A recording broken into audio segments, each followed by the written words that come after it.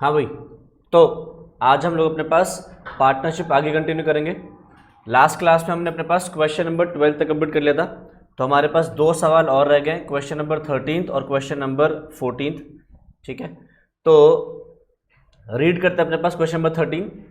तो कह रहा है F G and K were partners sharing profits and losses in the ratio 2:2:1। K wants to retire on 31 December 2011। Given below is the balance sheet of the partnership as well as other information. तो हमारे सामने balance sheet आ गई, capital accounts F G के, reserves, trade payables, fixed assets, inventory, trade receivables including bill receivable और balance at bank. F and G agree to share the profits and losses in the ratio 3:2. Value of goodwill is taken to be 50,000. Sundry fixed assets are revalued upwards by 30,000 and inventories by 10,000. Bill receivable dishonored 5,000 on 31 December 2011 but not recorded in the books. Dishonor of the bill was due to insolvency of the customer. F and G agree to bring sufficient cash to discharge the claim of K and make their Capitals proportionate. यहाँ पे उन्होंने बात करी है कि Capitals को proportionate करेंगे। ठीक है, also they wanted to maintain 75,000 bank balance for working capital, pass journal entries and draft the balance sheet of F and G. तो हमने जर्नल एंट्रीज पास करनी है और बैलेंस शीट बनानी है। तो जर्नल एंट्रीज वाला पोर्शन में होमवर्क डाल रहा हूँ, हम लोग यहाँ पे revaluation account, partners capital account और बैलेंस शीट बना लेंगे। तो मैं रिवैल्यूएशन अकाउंट से जर्नल एंट्री पास करनी आती है, कैपिटल अकाउंट से भी जर्नल एंट्री पास करनी आती है, आराम से हो सकती है। ठीक है, तो सवाल में एक नई बात आ रही है बस, क्या कि उनको कैपिटल्स को प्रोपोर्शनेट करना है। बाकी उन्होंने एफ एंड जी का न्यू रेशियो भी बता दिया है, एफ एंड जी का ओल्ड रेशियो भी हमारे सामने है। तो एक काम करते हैं, ओल्ड रेशियो है, न्यू रेशियो है, सबसे पहले क्या निकाल लें, गेनिंग रेशियो। आ जाओ, तो क्वेश्चन नंबर 13, एफ जी के इनका ओल्ड रेशियो है 2:1, न्यू रेशियो है नहीं 3:2 शायद, चेक कर लेते हैं। हाँ, एफ जी के और के रिटायर हो रहा है और न्यू रेशियो है 3:2। देखो ऐसे ही दिख रहा है गेनिंग रेशियो, बताना क्या है, ऐसे ही दिख रहा है गेनिंग रेशियो।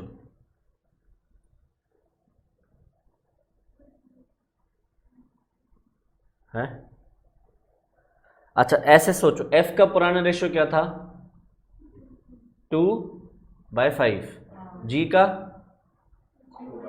ठीक है, जी का अभी कितना है, तो जी का पहले 2/5, अभी भी 2/5, कुछ कुछ कुछ गेन किया नहीं। उसका एफ का था पहले, अब तो किसने गेन किया, सिर्फ एफ ने गेन किया। मतलब जो के जा रहा है, के का 1/5 ही तो उसको मिल रहा है। तो क्लियरली दिख रहा है कि it is clear that F is gaining.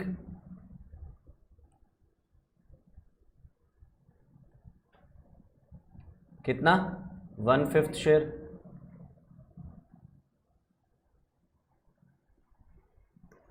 चलो जी, अब सवाल ने हमारे को कुछ रिवैल्यूएशंस दिए हैं, गुडविल ऑफ द फर्म भी दे दी, वो कर लेंगे। पहले असेट्स एंड लायबिलिटीज को रिवैल्यू कर लेते हैं। एग्जाम में मत बना के आ जाए रिवैल्यूएशन अकाउंट, जर्नल एंट्री पास करनी है।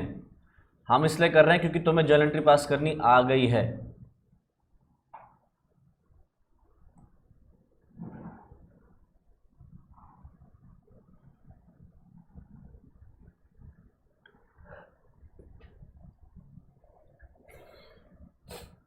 तो देखो सबसे पहले क्या कह रहा है, fixed assets are revalued upwards by 30,000।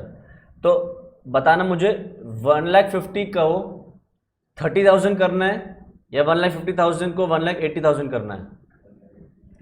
1,50,000 के फिक्स्ड एसेट्स हैं, कह रहा है sundry fixed assets are revalued upwards by 30,000। Fixed assets की वैल्यू 30,000 करनी है या 30,000 से बढ़ानी है, 30,000 से बढ़ानी है। तो बाय फिक्स्ड एसेट्स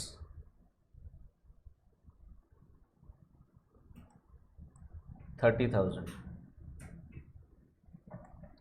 अगला, इन्वेंट्री भी इंक्रीज करना है 10,000 से,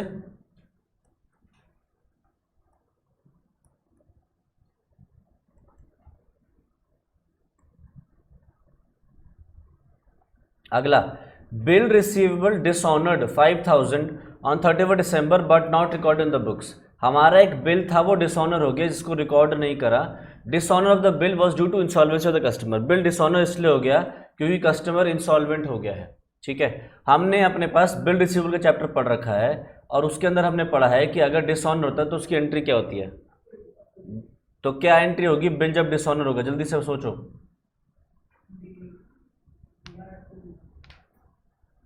BR2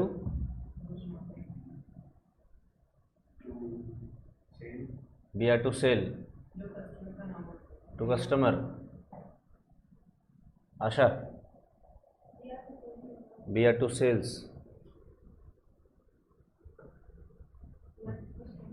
BR2 कस्टमर। किसी का भी सही नहीं है।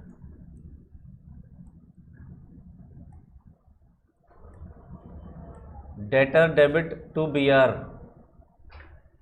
जो तुम लोग BR2 कस्टमर बोल रहे हो या BR2 डेटर होना चाहिए, वो जब बिल बनता है तब एंट्री होती है।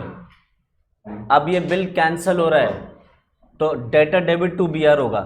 तो हमने BR को डेबिट कर खत्म कर दिया और डेटर बना दिया, ये इस उम्मीद से कि बिल रिसीवेबल नहीं मिला तो क्या हो गया, डेटर से पैसा मिल जाएगा।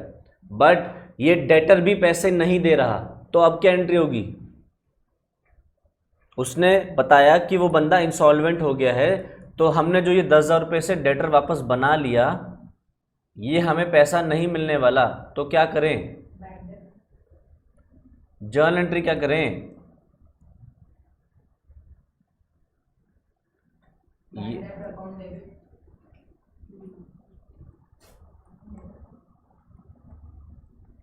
मैंने बोला ना, मेरे बच्चे सबसे ज़्यादा हेल्प करके आएंगे चेक कर गई। एकदम क्लीन चिट है, वैसे ही क्लीन चिट एग्जाम में भी करके आएंगे। तुम लोगों को बैड डेट की एंट्री बचपन में सिखा दी गई थी, 11th क्लास में सिखाई गई थी। उसके बाद हमने जब जर्नल का चैप्टर रिवाइज करा था तब भी हमने करा था, ये फाइनल अकाउंट्स के चैप्टर में भी हमने कर लिया था। बट तुम तो वहीं के वहीं ढंग ढीठ। डेटर हमारे को पैसे नहीं दे रहा, तो डेटर से अब नुकसान हो गया, तो bad debts debit to debtor. तो अल्टीमेटली हुआ क्या, 10,000 रुपये, सॉरी 5,000 का बिल था, 10,000 लिख दिया गलती से मैंने, 5,000 रुपये हमें नहीं रिसीव हुए, तो हम अपने पास बैड डेट्स बुक कर लेंगे यहाँ पे।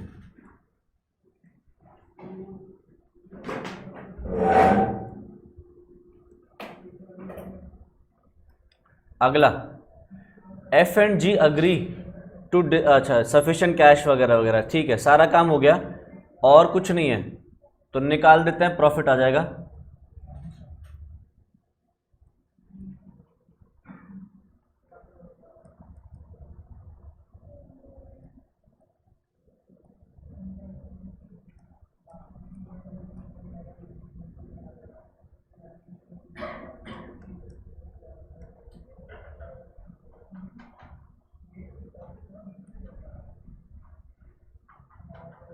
$35,000 को 2-2-1 में बांटना है।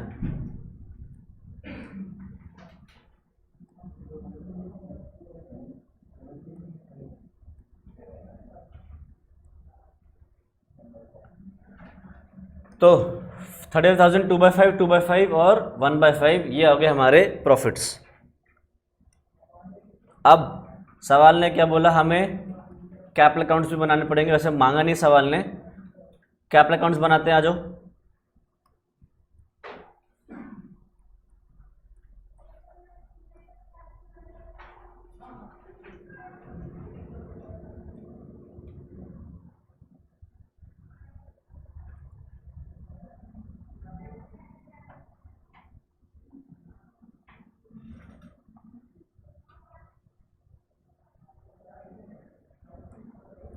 FGK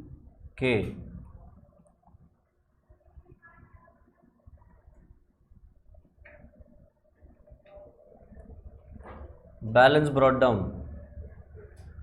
तो FGK के कैपिटल्स हैं 1,20,000, 80 और 60। 1,20,000, 80 और 60। अगला, रिजर्व्स दिए 10,000, ये रिजर्व्स हम पार्टनर्स में डिस्ट्रीब्यूट कर देंगे उनके ओल्ड रेशियो में। तो ओल्ड रेशियो है 2:1,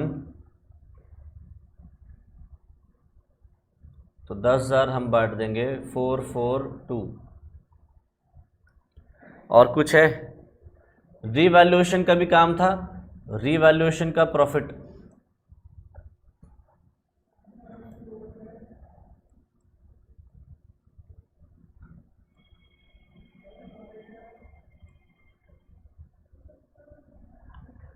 आगे एक गुडविल का भी काम था, गुडविल 50,000 है। तो अगर गुडविल ऑफ द फर्म, ये तुम चाहे तो नीचे कर सकते हो कैपिटल अकाउंट के नीचे, गुडविल ऑफ द फर्म 50,000 है, इसमें के का शेयर कितना होगा? 50,000 इंटू के का रेशियो है 1/5, 10,000। गेन कौन से पार्टनर्स कर रहे थे? सिर्फ और सिर्फ एफ। तो ये जो 10,000 की कैपिटल है, गुडविल है के की, ये एफ देगा, तो एफ की कैपिटल कम हो जाएगी।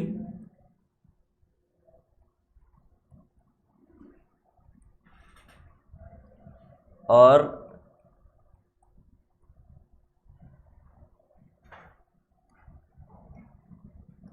के अकाउंट में ट्रांसफर कर देंगे।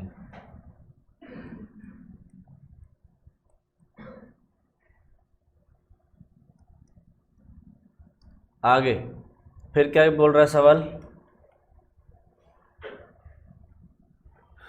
सवाल ने बोला F&G agree to bring sufficient cash to discharge the claim of K and make their capitals proportionate. They wanted to maintain 75,000 bank balance for working capital. तो कह रहे हैं F&G ने ये डिसाइड किया कि वो जितना भी ज़रूरी होगा उतना कैश लेके आएंगे ताकि क्या कर सकें, क्लेम जो के का है, के के जितने भी पैसे बनते हैं रिटायरमेंट पे उसको डिस्चार्ज कर सके, मतलब उसको पे ऑफ कर सके, एंड साथ ही साथ कैपिटल्स को क्या कर दें, प्रपोर्शनेट। प्रपोर्शन करने से मतलब क्या है, कैपिटल्स को वो प्रॉफिट शेयरिंग रेशियो में ले आए। साथ ही साथ वो क्या चाहते हैं, वो चाहते हैं कि 75,000 बैंक बैलेंस मेंटेन रहे वर्किंग कैपिटल के लिए। अभी बैंक बैलेंस कितना है?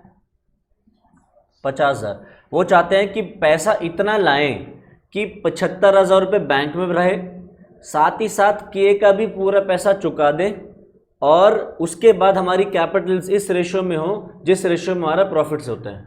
ये है इनका अल्टीमेट एम। ठीक है, तो यहाँ पे बेसिकली कैपिटल एडजस्टमेंट है, ये तुम लोगों को क्लास 12th में सिखाई जाती है रिटायरमेंट ऑफ अ पार्टनर पे। ठीक है, अब सवाल यह है कि हम इसको कैसे करेंगे। तो एक काम करो, एक बैलेंस शीट बनाओ।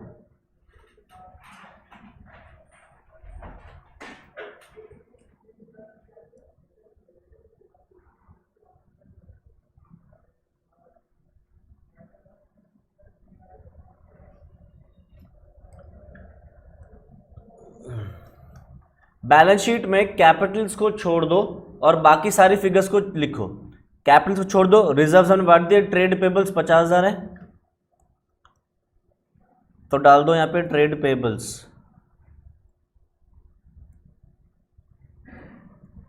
50,000। ठीक है, आगे सवाल ने क्या बोला था, असेट्स को रिवैल्यू करो।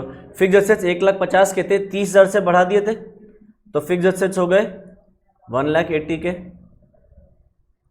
फिर इन्वेंट्रीज 50,000 की थी, 10,000 से बढ़ा दिए थे तो इन्वेंट्री हो गई हमारी 60,000 की।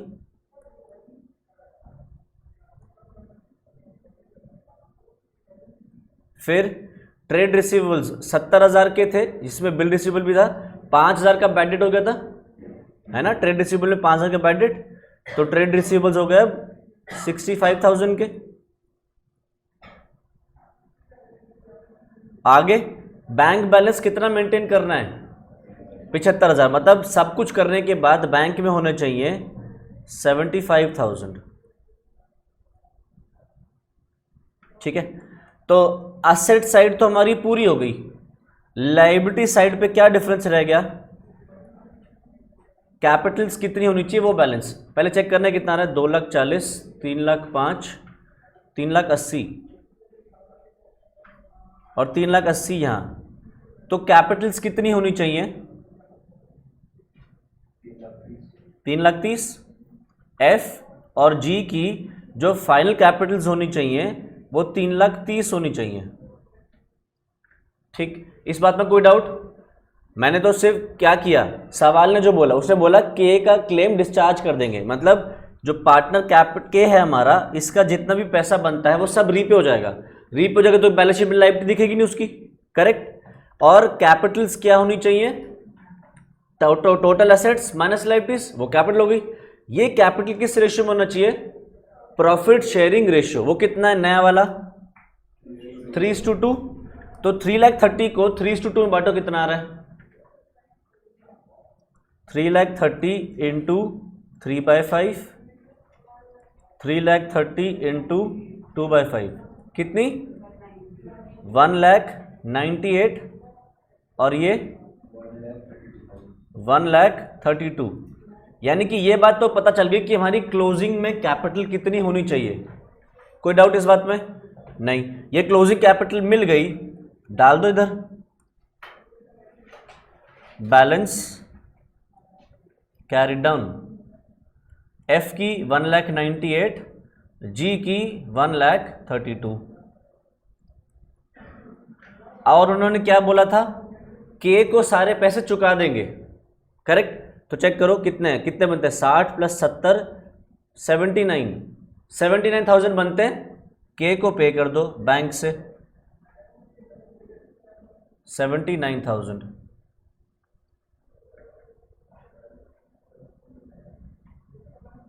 अब तुम्हारे एफ और जी में यहां पे बैलेंस फिगर आ जाएगा अपने आप कि उनको कितना कैश लाना है, निकाल दो। ये वाली फिगर्स ऐड करो, क्रेडिट साइड वाली, और डेबिट साइड वाली माइनस कर दो, अपने आप फिगर निकल आएगी कितना कैश उनको घर से लाना था।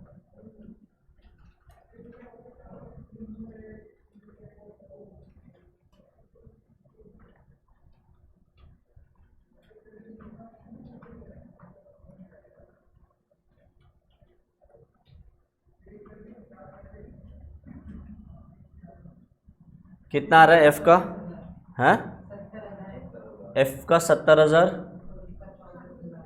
इसका 50,000, 34,000।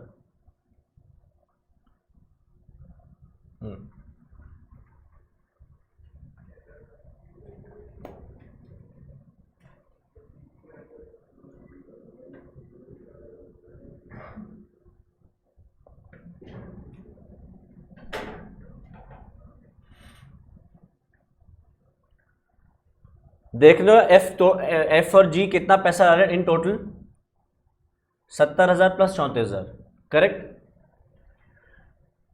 इसको मैं तुम्हें एक और तरीके से दिखाऊं, ये टोटल पैसा कितना आ रहा है, 1,04,000 रुपये ला रहे हैं ना। आओ मैं तुम्हें एक और तरीके से दिखाता हूं कि 1,04,000 ही लाना पड़ेगा। देखो उन्होंने क्या बोला, हम इतना पैसा लाएंगे जितना कि हम के को रीपे करने के लिए चाहिए, प्लस बैंक बैलेंस मेंटेन करने के लिए भी 75,000 रुपये चाहिए हमारे पास। बैंक में अभी कितने पहले से 50, यानी कि इसको तो यूज कर ही नहीं सकते क्योंकि उनको तो 75,000 बैंक बैलेंस मेंटेन करना, ऑलरेडी ये तो कम है, इनको 25,000 तो लाने ही पड़ेंगे, करेक्ट। प्लस क्या करना पड़ेगा, के को पे करने के लिए भी लाने पड़ेंगे, तो के को कितने पे करने हैं 79, तो 25,000 लाने हैं और 79,000 और लाने हैं, टोटल मारो कितना 1,04,000 लाने हैं। और यहां पे देख लो 1,04,000 रुपये ला रहे हैं दोनों टोटल मिला के। अब हमने क्या किया, बेसिकली कैपिटल्स को रेशियो में निकाला और अपना बैलेंस से फिगर आ जाता है, ठीक है। तो ये हो गया। आगे सवाल ने बैलेंस शीट मांगी थी, हमने बैलेंस शीट भी सवाल में दे दिया। इसमें कोई डाउट है तो बताओ, नहीं। Next question number 14। आ जाओ, देखो सवाल क्या कर रहा है। A, B and C were in partnership sharing profits in the ratio 5:4:3। Balance sheet of the firm on 31 March 2011 was as under. तो हमारे सामने बैलेंस शीट आ रही है, कैपिटल्स दे दिए ABC के, ट्रेड पेबल्स दे दिया। इस बार देखो बैलेंस शीट में पहले से गुडविल चलती हुई आ रही है, fixtures, inventory, trade receivable, cash in. Fixtures क्या होते हैं, हम लिखते हैं फर्नीचर एंड फिक्चर्स। फिक्चर क्या है, जो भी चीज़ें दीवारों में फिक्स हो जाती हैं, जैसे ये फैन फिक्स हो गया है, ट्यूबलाइट फिक्स हो गई, ये बोर्ड फिक्स हो गया, तो जो भी चीज़ें दीवारों में फिक्स हो जाएं वो सब आती है हमारे फिक्सचर्स के अंदर। इन्वेंट्री, ट्रेड रिसीवेबल्स और कैश। अब क्या कर रहा है, A had been suffering from ill health and gave notice that he wish to retire. An agreement was therefore entered into on 31 March 11। Agreement enter करी 31 मार्च 11 में, the terms of which were as follows. तो क्या है terms and conditions? Net profit and the profit and loss for the year 31 March 2011 showed a net profit of 48,000, it was to be reopened. मतलब उन्होंने 48,000 का profit कमाया था इस साल, उसको रीओपन करना है। रीओपन करने का मतलब क्या है कि ये 48,000 पार्टनर्स में डिस्ट्रीब्यूट हो चुके होंगे, उनको हमें वापस लेना है और कुछ एडजस्टमेंट्स करनी है, ये होता है रीओपन करने का मतलब। B was to be credited with 4,000 as bonus in consideration of the extra work which had devolved upon him during the year. The profit sharing was to be revised from 1st April 2010 to 3:4:4.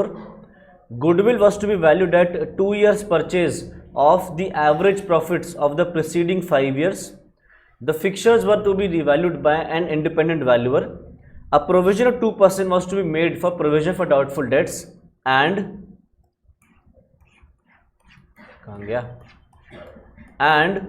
the remaining assets were to be taken at their book values. The valuations arising out of the above agreement were goodwill 56,800 and fixtures 10,890. B and C agreed between themselves to continue the business sharing profits in the ratio 3:2 and decided to eliminate goodwill from the balance sheet, to retain the fixtures on the books at the revised value and to increase the provision for doubtful debts to 6%. You are required to submit the journal entries to give effect to the above arrangements and to draw up the capital account of the partners after carrying out all adjustment entries as stated above. ठीक है, तो सवाल ने हमसे मांगा है journal entries pass करो और कैपिटल अकाउंट बनाओ। ठीक है, अब देखो केस क्या है सवाल में, 3 पार्टनर्स हैं ए, बी और सी, रेशियो है 5:4:3।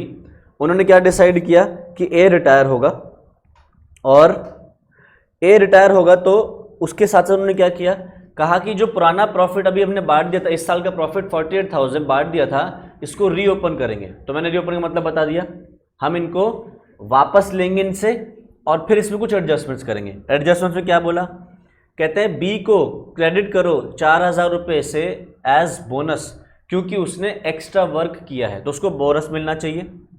आगे प्रॉफिट शेयरिंग रेशियो रिवाइज करेंगे, पर कब से, 1 अप्रैल 2010 से कितनी, 3:4:4।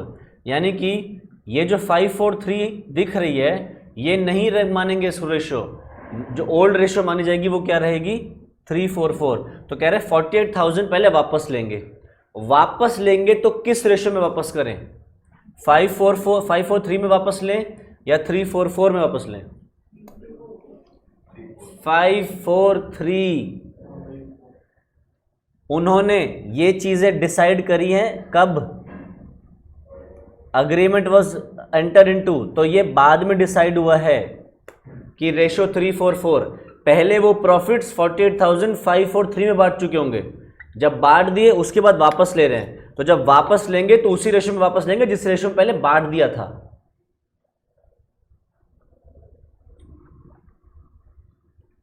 क्या हो गया, नहीं तो पूछ क्या हो कि शक्ल बता रही है कि ये तो हो ही नहीं सकता है पॉसिबल। हाँ, क्यों नहीं हो सकता, उन्होंने बोला है 31 मार्च 2011 पे अग्री हुए हैं कुछ टर्म्स, और क्या कि हम बैक डेट से रिवाइज करेंगे। 31 मार्च 2011 पे अग्रीमेंट एंटर हुआ है साल के आखिर में, शुरुआत में तो नहीं थी कुछ ऐसी बात, तो शुरुआत में क्या रेट रहा होगा, शुरुआत में तो यही रेट रहा ना 5:4:3, तो उन्होंने 48,000 उस हिसाब से बांट दिए होंगे। अब वो कह रहे हैं इनको पहले वापस लो, तो वापस तो वही लेंगे ना जिस रेशियो में बांटे गए थे, 5:4:3 में बांटे गए थे, उसमें वापस लेंगे, बी को बोनस देंगे, उसके बाद जो बचा हुआ प्रॉफिट है उसको क्या कह रहे हैं, नए रेशियो में बांटो, जो कि 1 अप्रैल पूरा बैक डेट से चेंज करेंगे 3:4:4। फिर क्या कह रहे हैं, क्योंकि अब ए रिटायर हो रहा है तो गुडविल की भी वैल्यूएशन की जाएगी, तो क्या बोला, goodwill was to be valued at 2 years purchase of average profit of the preceding 5 years। पिछले 5 साल के प्रॉफिट्स का एवरेज लेंगे और 2 साल 2 years परचेज से मल्टीप्लाई करेंगे, गुडविल निकालेंगे। फिक्सचर जो है उनकी भी रीवैल्यू करेंगे और उसको एक इंडिपेंडेंट वैल्यूअर बताएगा। फिक्सचर्स की क्या वैल्यू होनी चाहिए वो एक इंडिपेंडेंट वैल्यूअर हमें बताएगा। Provision of 2% was to be made for doubtful debts and the remaining assets were to be taken at book values. तो रीवैल्यूएशन हमारे पास दो असेट में है, कौन सा, एक तो फिक्सचर्स में। तो क्या कह रहे हैं, फिक्सचर्स की वैल्यू हम खुद नहीं निकालेंगे, हम एक वैल्यूअर को बुलाएंगे, वो बताएगा। और साथ साथ डेटर्स के ऊपर डाउटफुल से प्रोविजन बनाएंगे 2% का। बाकी के सारे एसेट जो है वो सेम रहेंगे। और गुडविल कैसे कैलकुलेट करेंगे, 5 साल के प्रॉफिट्स का एवरेज लेंगे, एवरेज को मल्टीप्लाई कर देंगे 2 years परचेज से। अब क्या कहता है, the valuations arising out of the above agreement were goodwill 56,800 and fixtures 10,890। यानी कि उन्होंने क्या बोला कि आप गुडविल निकालना 5 साल के प्रॉफिट लेके। क्या उन्होंने 5 साल के प्रॉफिट दिए हैं, चेक कर लो सेकंड पॉइंट में, यहां से यहां तक कोई दिया है 5 साल के प्रॉफिट्स, नहीं।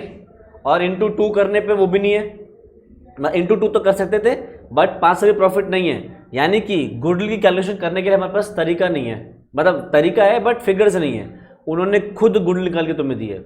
तो कह रहा है valuations arising out of the above agreement were goodwill 56,800 and fixtures 10,890। उसने ये तो बोलता ना, फिक्सचर की वैल्यू कौन लगाएगा, एक इंडिपेंडेंट वैल्यू लगाएगा, उस इंडिपेंडेंट वैल्यू ने फिक्सचर्स की वैल्यू बता दी 10,890। ठीक है, अब उन्होंने डिसाइड किया कि वो प्रॉफिट्स जो बी और सी है वो क्या करेंगे 3:2 में चलाएंगे और गुडविल को एलिमिनेट कर देंगे बुक्स में से। गुडविल देखो बैलेंस शीट में आ भी रही है, इससे क्या करेंगे, गुडविल का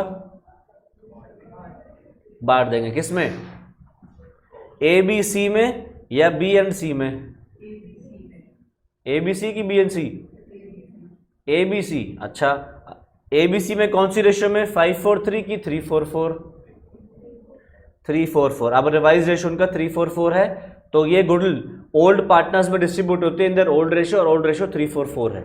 ठीक है, बाकी उन्होंने क्या कहा कि वो ए के जाने के बाद बिजनेस को कंटिन्यू करेंगे और रिटेन करेंगे फिक्सचर्स को उनकी रिवाइज वैल्यू पे, मतलब फिक्सचर्स की अब रिवाइज वैल्यू को ही रखेंगे, बट साथ साथ क्या करेंगे, इंक्रीज करेंगे डाउटफुल डेट्स का प्रोविजन 6%। तो उन्होंने अभी 2% कर रखा था, उसको 6% कर देंगे वो, हमें एंट्रीज पास करनी है। ठीक है, आओ शुरू करते हैं। क्वेश्चन नंबर 14,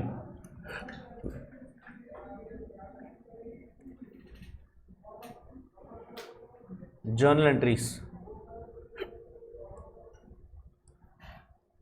तो सबसे पहले वो जो प्रॉफिट्स थे वो हम प्रॉफिट्स पार्टनर से वापस ले लेंगे। 48,000 का प्रॉफिट हम 543 में वापस लेंगे, तो बताओ एंट्री क्या करें, 48,000 का प्रॉफिट वापस लेंगे तो एंट्री क्या करें,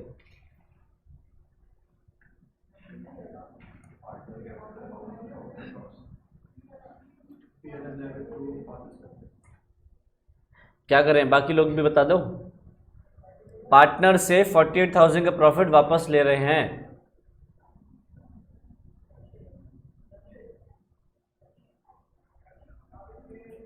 क्या, partners capital account to P&L। इसकी एंट्री होगी A is capital debit, B is capital debit, C is capital debit, यानी कि पार्टनर्स कैपिटल जितनी भी सारी डेबिट टू P&L एडजस्टमेंट। हम प्रॉफिट्स में एडजस्टमेंट्स कर रहे हैं। आओ, अकाउंट बनाना होता है, एडजस्टमेंट अकाउंट बनता है। हाँ P&L एडजस्टमेंट अकाउंट बनता। आओ एंट्री, हाँ ए इज कैपिटल डेबिट,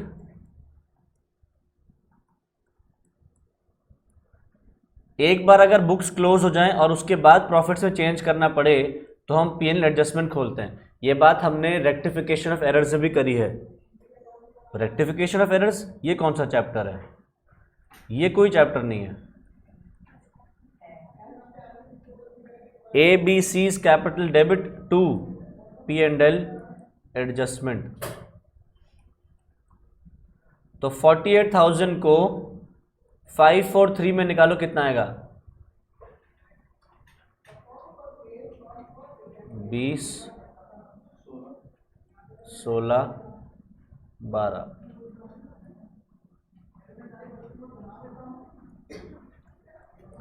अब प्रॉफिट्स हमने वापस ले लिए, कैपिटल्स कम कर दिए।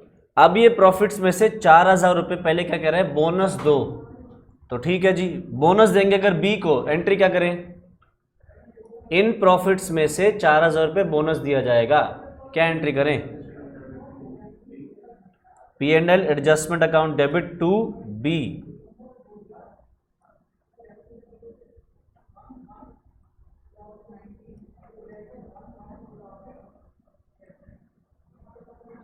नहीं 4,000। अब 44,000 के प्रॉफिट्स बटे, वो बांटने हैं हमने 344 में। एंट्री क्या करें, 44,000 प्रॉफिट्स बच रहे हैं, 48 में से 4,000 बांट दिए, 44,000 बच रहे हैं, उनको ट्रांसफर करना है। एंट्री क्या करेंगे, P&L adjustment to partners capital account, यानी कि ABC। P&L adjustment debit to A's capital, B's capital, C's capital.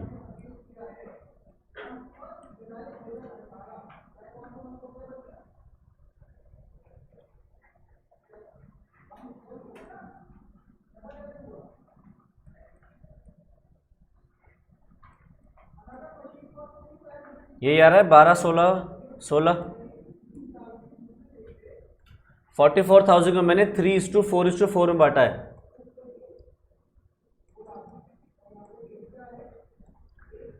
आगे सेकंड पॉइंट में उसने बोलता गुडविल को कैलकुलेट करना है, फिक्सर्स को इंडिपेंडेंट वैल्यूएट से निकलवाना है, बैलेंस शीट में 2% प्रोविजन बनाना है डाउटफुल डेट्स का। चलो ठीक है। अच्छा एक चीज पहले ये कर दें, 40,000 की गुडविल राइट ऑफ कर दें। क्या होगी इसकी एंट्री राइट ऑफ करने की, partners capital debit to goodwill, तो A's capital debit, B's capital debit, C's capital debit to goodwill. किस रेशियो में बांटे, 344 की 543, 344 या जो पहले वाला था 543, 344 में बटेगा। निकालना यार, कुछ फिगर्स उसमें आएंगी, 10909,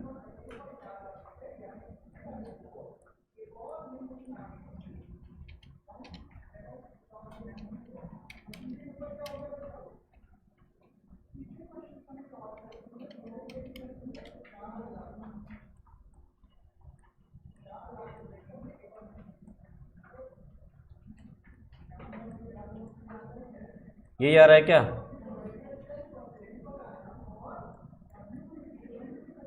नेक्स्ट, अब हमने गुडविल को निकाल लिया, सॉरी गुडविल राइट ऑफ कर दी।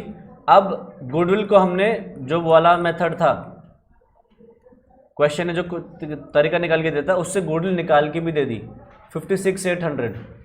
ठीक है, अब हमने गुडविल में पहले जो पार्टनर रिटायरर ए उसका हिस्सा निकालना है और वो गेनी सैक्रिफाइस रेशियो में डिस्ट्रीब्यूट भी करना है। तो हमने गेनी सैक्रिफाइस रेशियो निकालना है, निकाल दें। तो ए बी सी इनका ओल्ड रेशियो है 3:4:4, न्यू रेशियो है आई थिंक 3:2। हाँ, new ratio between B and C है 3:2। तो गेनिंग रेशियो निकालते हैं, फॉर्मूला है new ratio minus old ratio. New ratio है 3/5 minus 4/11, 55, 33 minus 20, 13 minus 55, C 2/5 minus 4/11, 22 minus 20, 2/55। तो गुडविल ऑफ द फर्म जो है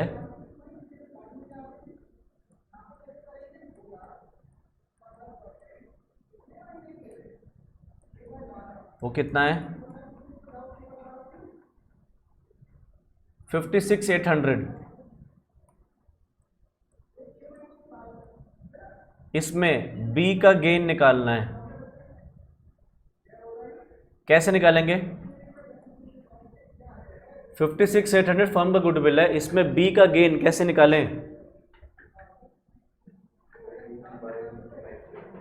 56,800 इंटू 13/55 करें या 13/15 करें? गेन रेशो क्या है? 13:2। तो 56,800 किस में बांटे? 13/15 या फिर 13/55?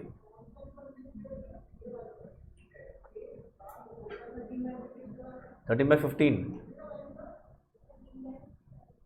आशा,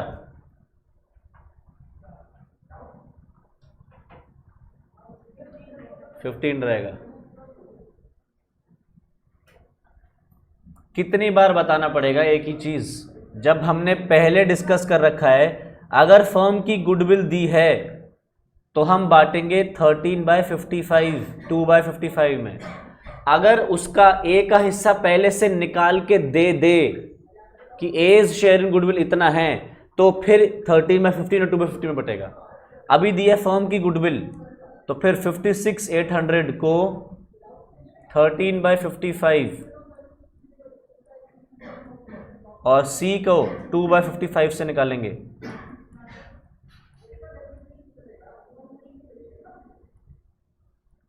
कितना आ रहा है? 13,000। ये ए का 425, ओके, और सी का 2,065। चलो, तो ये हमने जर्नल एंट्री के थ्रू पास करना है। क्या होगी इसकी जर्नल एंट्री? 13,425 और 2,065 बी और सी मिलके देंगे ए को। क्या करें? बी और सी अपने कैपिटल अकाउंट से देंगे तो उनकी कैपिटल अकाउंट डेबिट और मिलेगा ए को तो उसी कैपिटल अकाउंट क्रेडिट। तो B's capital debit, C's capital debit to A's capital. 13,425 3,065 शायद टोटल कितना है? नहीं, 2,065 है। 2,065 तो 15,490। गुडविल भी हमने बांट दी। इसके बाद नेक्स्ट करेंगे हम जो असेट्स एंड लायबिलिटीज को रिवैल्यू। फिक्चर्स की वैल्यू उसने 10,890 बोली थी शायद, जितना मुझे याद आ रहा है। हाँ, फिक्चर्स की वैल्यू 10,890 है। इसकी बुक वैल्यू कितनी थी? 8,200। तो फायदा हो रहा है या नुकसान? 2,690 का फायदा हो रहा है। और डेटर्स पे 2% प्रोविजन बना था। डेटर्स है 93,500। 93,500 का 2% यानी कि 1870 का प्रोविजन बनेगा। प्रोविजन फॉर डीडी बनेगा हमारा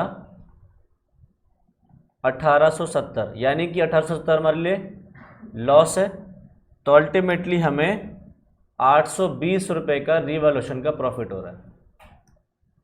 चलो शुरू करते हैं। तो मैं ना ये रिवैल्यूएशन की एक कंबाइंड एंट्री कर रहा हूँ। इन्वेंट फिक्चर बढ़ेगा, डेटा पे प्रोविजन क्रिएट होगा।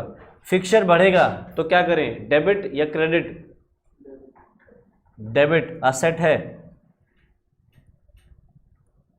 तो फिक्चर्स हो जाएंगे डेबिट 2690 से। डेटर्स घटेंगे, डेटा से प्रोविजन बनेगा तो वो हो जाएगा credit to provision for doubtful debts. वो था 93,500 का 2% प्रोविजन यानी कि 1870। तो अभी भी हमारी क्रेडिट साइड छोटी है, मतलब हमें प्रॉफिट हो रहा है, तो डाल दो क्रेडिट साइड पे रीवैल्यूएशन। 820 रुपये का हमें फ़ायदा हो रहा है रीवैल्यूएशन। ये रीवैल्यूएशन प्रॉफिट को क्या करें, बांट देंगे ओल्ड पार्टनर्स, न्यू पार्टनर्स या सैक्रिफाइसिंग ओल्ड पार्टनर्स। कौन सी रेशियो, 344। आ जाओ एंट्री, एंट्री क्या करूं, revaluation account debit to partners capital account.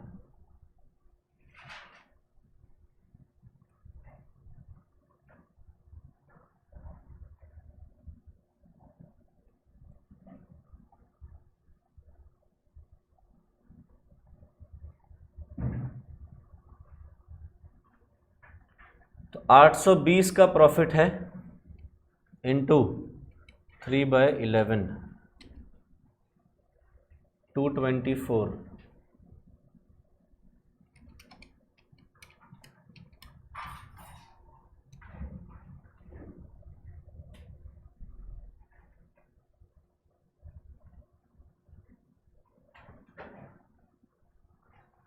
ये आ रहा 298।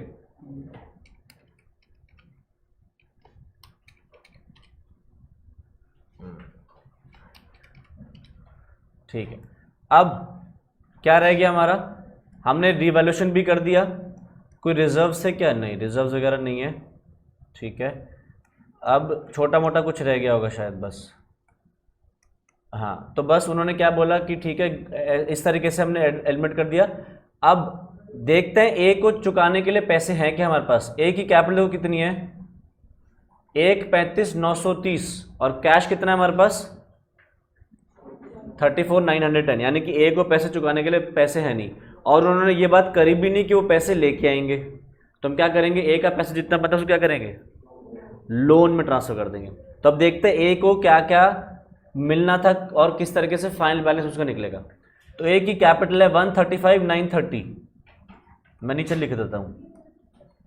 ए की जो कैपिटल है वो है 135,930। अब इसमें हमने एडजस्टमेंट्स करी हैं, तो एडजस्टमेंट्स देखो। तो सबसे पहले ए के कैपिटल को 20,000 से डेबिट किया, मतलब 20,000 से बढ़ाया घटाया, कैपिटल डेबिट होगी तो घटाया, तो 20,000 इसमें से माइनस हो जाएगा। फिर क्या किया हमने, फिर हमने 12,000 से क्रेडिट किया, तो 12,000 से कैपिटल बढ़ गई। फिर 10,909 से डेबिट करा, तो डेबिट करने से मतलब माइनस हो गई। फिर ए की कैपिटल को 15,490 से क्रेडिट किया, मतलब बढ़ गई।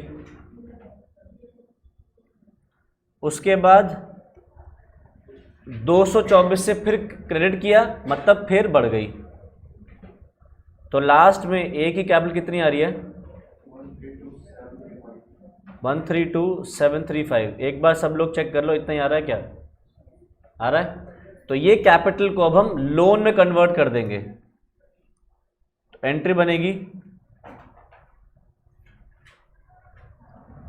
As capital debit to P and L, नहीं A's loan, A's capital debit to A's loan 132,735।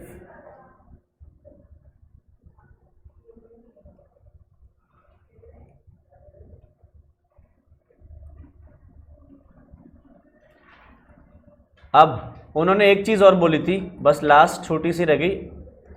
कह रहा है कि उन्होंने डिसाइड किया, पार्टनर्स ने बी और सी ने, कि वो फिक्सर्स को उसी वैल्यू पर रखेंगे जो उसकी रिवाइज्ड वैल्यू है। वो तो कोई बात नहीं, कह रहे प्रोविजन फॉर डाउटफुल डेट्स को 6% तक करना है। अभी हमने इसको 2% कर रखा है। सवाल ये है कि 6% से इसको बढ़ाना है और या 6% तक करना है, 6% से बढ़ाना है, यानी कि हमने 6% तक करना है, मतलब हम इसको फर्दर इंक्रीज करेंगे बाय 4%। तो हमारे डेटर्स थे कितने भैया, 93,500 इस पे 4% का प्रोविजन और बनेगा, इसी पे बनेगा या 93,500 माइनस 2% फिर 4%। देखो मैं तुमसे जो पूछ रहा हूं 93,500 में अभी हमने 1870 का प्रोविजन बना रखा है ना, तो 2% बनाया था ना, तो कितना हो गया 93,500 माइनस 2%, 91,630 आ रहा है। ये बात तो है। अब 4% का प्रोविजन बनाना है, मुझे देख सोच के बताओ 4% किस पे बनाए, इस पे बनाए या इस पे बनाए? 91,630, बहुत बढ़िया, इस पे बनेगा। वो कह रहा है 6% तक करना है, तो पहले वाला किस पे है 93,500 पे ना, तो 6% तक करना मतलब उसी पे ही करना पड़ेगा, नहीं तो वो क्या कहेगा रिवाइज्ड वैल्यू पे 4% बनाओ। अगर उसको 4% इस पे बनवाना है ना तो बोलेगा कि बैलेंस जो बच रहा है उसके ऊपर फर्दर 4% का और प्रोविजन बनाना है। उसने बोला 6% तक करना है, यानी कि इसी के ऊपर। तो 93,500 का 4% हो गया 3,740, इतना का प्रोविजन और बना दो।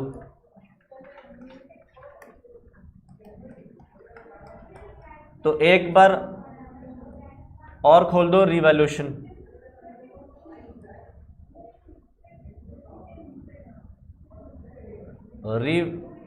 रिवैल्यूएशन डेबिट, या रिवैल्यूएशन ना खोल के तुम इसको P&L अकाउंट डाल सकते हो, P&L account debit to provision for doubtful dates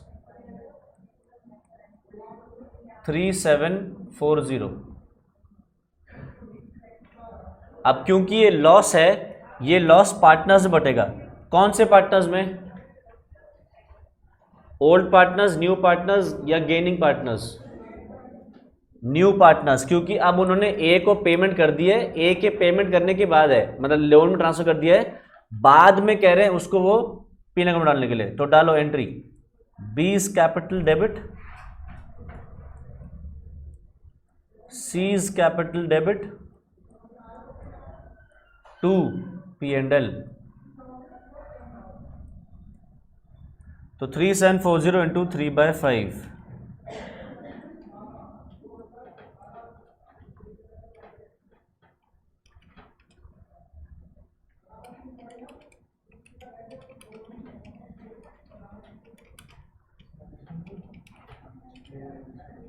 नहीं P&L एडजस्टमेंट नहीं आएगा। अब उन्होंने पार्टनरशिप कंटिन्यू करी है उसके जाने के बाद, तो अब उनका नॉर्मल P&L बनेगा, वो नेक्स्ट ईयर में करेंगे जब वो रिटायर हो गया उसके बाद, तो प्रॉफिट लॉस भी चलेगा। तो हमने ये भी कर दिया। अब इसमें एक छोटा सा कुछ रह गया होगा तो देख लेते हैं। नहीं, तो अब तुमने क्या करना है, होमवर्क में कैपिटल अकाउंट बनाना है। सारी एंट्रीज हमारे सामने अब आ चुकी हैं, तुमने इन एंट्रीज को जर्नल में पोस्ट करना है और कैपिटल अकाउंट बनाना है, ठीक है। तो यहाँ से हमारे सारे क्वेश्चंस खत्म हो गए हैं। अब एक छोटा सा ट्रीटमेंट रह गया जॉइंट लाइफ पॉलिसी का, रिटायरमेंट और डेथ पे, वो मैं नेक्स्ट क्लास में करवाऊंगा। उसके अंदर पहले मुझे कुछ लिखवाना होगा, उसके बाद करेंगे हम, और देख लेंगे जॉइंट लाइफ पॉलिसी पे 1-2 सवाल ICI के मॉड्यूल में से ही, ठीक है। तो पार्टनरशिप में बाकी सब चीज़ें हमारी खत्म हो गई हैं, बस एक डेथ या रिटायरमेंट पे JLP का ट्रीटमेंट रह गया। तो जो जो रिटायरमेंट है वही डेथ है, ठीक है, ऐसा कुछ अलग नहीं है, सिर्फ एक JLP रह जाएगा हमारा इसके बाद, ठीक है। तो आज की क्लास में कोई डाउट है तो बोलो। चलो, तो नेक्स्ट क्लास में कंटिन्यू करते हैं फिर, बाय बाय।